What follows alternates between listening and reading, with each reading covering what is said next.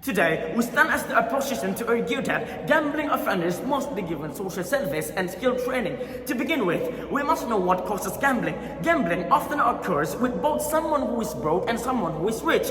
Broke people gamble because they do not want to work hard, for example, and they want instant money, for example. Rich people often gamble because they feel their money is not enough, for example, or they are just greedy, for example. To understand why is this true, let us first look at the background and the problem at hand. The importance of giving social service and skill training rather than just impersonating them is A. Social service. Social service can make the convicts see how people in society work as hard as possible to earn money, making them realize that earning money is not that easy.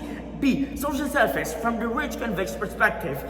They can see how poor people live in society, making them develop a sense of gratefulness. And then C, skill training. Skill training allows the convict to learn new skills. And with these new skills, they can start to have new hobbies. And from these hobbies, they can gain proficiency that will lead to many positive things. Panels, now that we see the problem, it is crucial to highlight why this issue is important and needs urgent attention. Social service and skill training are needed for convicts. These measures not only give a deterrent effect, but also change their behavior, leading to a long-term impact. Not only is it important, but it is also urgent when we examine the current situation. The point is that many convicts who are imprisoned are still fall into recidivism. It is even possible for them to continue gambling inside the prison because they have no meaningful activity, which worsens the situation. And given these conditions, it is highly likely that giving social service and skill training is more effective than only imprisoning the offender. This is not just a possibility, panels. It has also been proven by many studies. From around 50 studies, the fact shows that giving education such as social service and skill training to convicts reduces the possibility of recidivism by 43% compared to convicts who are just imprisoned.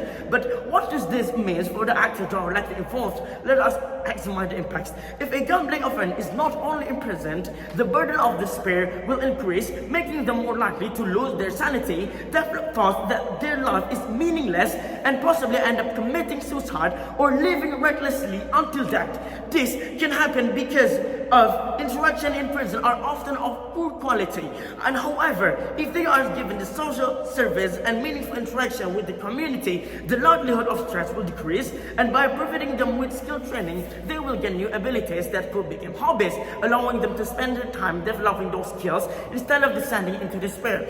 Panels, from this effect, the outcome become clear. Social service is useful for the society, and skill training is useful for the individual, while prison is not as useful. Panels, the proposition team might say that by putting convicts in prison and torturing them there, it will already create a deterrent effect for them. But if we think about it wisely, giving convicts social service and skill training does not mean they are not punished or in prison at all. They are still controlled, but their activities are filled with useful things. With those useful activities, they can gain long-term effects. Meanwhile, if they only get imprisoned, their activities will be filled with nothing useful. Moving on, the proposition team might also say giving social service and skill training is expensive. Panels, we can counter this simply by asking, is free employment in social service expensive? Is it a loss to provide skills and then use those skills for the country? Is it expensive? Moving on, we can also look at the best case for the imprisonment. Gambling offenders are punished and deterred from repeating. Meanwhile, our worst case is that the offenders may not reform 100%, but they still gain some skills and provide free social service for the country. Therefore, the worst case of our side is still better than the best case of their side, because at least in our model, there is a rehabilitation and long-term prevention, while their model offers only temporary punishment without real changes. Panels, from everything we have explained, it is clear that imprisonment only creates a short-term punishment without solving the root causes of gambling.